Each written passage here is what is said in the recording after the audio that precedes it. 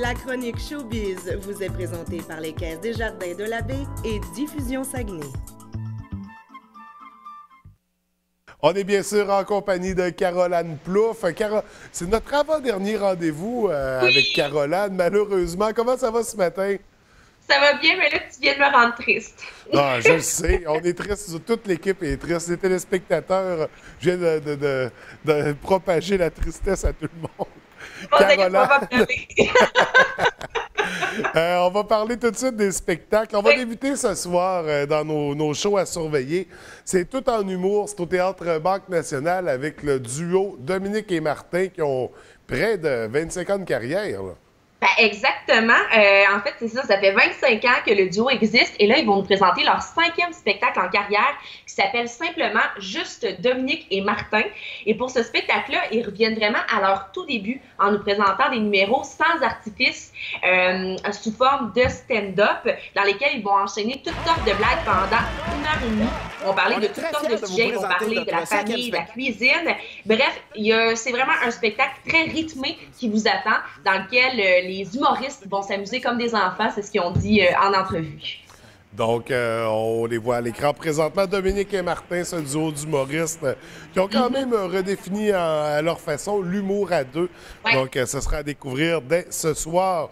Demain, toujours en humour, le porte-parole des fromages du Québec, Martin Périsolo, à la salle Pierrette-Godreau. Exactement, mais comme tu l'as dit, pour ceux qui ne le replacent pas, c'est lui dans les publicités du fromage d'ici. Également, on a pu le voir en compagnie de Marie-Pierre Morin dans l'émission Marie-Pierre. Donc, c'est sûr que sa binette vous dit un petit quelque chose. Il va nous offrir un show d'humour sous forme de stand-up dans lequel il va nous présenter un personnage qui est très proche de sa propre personne, qui est dans la vie de tous les jours. Il faut s'attendre à un spectacle qui va vraiment travailler nos méninges parce qu'il va nous offrir un humour très cérébral, si je peux dire. Il va parler des relations humaines, des interactions sociales. Il va parler également des fameux réseaux sociaux. Donc, je pense que le personnage que vous allez voir sur scène va être assez différent de celui qu'on voit à la télévision d'habitude. Donc, on sait qu'il est très pince sans rire dans son humour également. Oh, oui. Donc, Martin Périsolo, à découvrir un humoriste très sympathique. Samedi, beaucoup de spectacles. On va se promener à la grandeur du territoire du Saguenay. En fait, on va débuter du côté de la baie, un spectacle très attendu, La Chicane, qui sera de passage au Vieux Théâtre.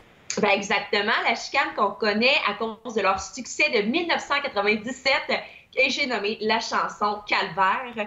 Et là, après 10 ans d'absence, ils sont de retour sur scène pour nous présenter un spectacle très unique, très nostalgique, dans lequel ils vont nous présenter tout leur succès.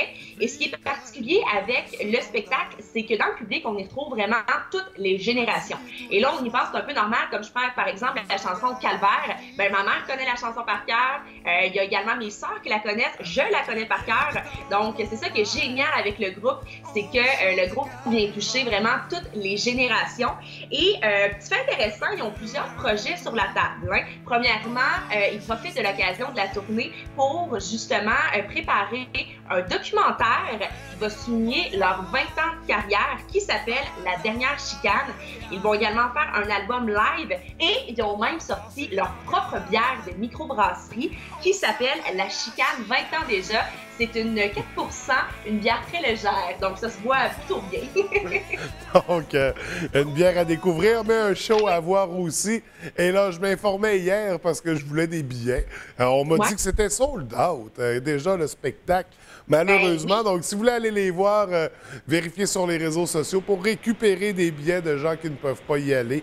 Mais un beau spectacle au Vieux Théâtre. On va aller à la salle Pierrette-Godreau, Caroline, pour découvrir un spectacle, toujours samedi soir, Frida Kahlo, Correspondance.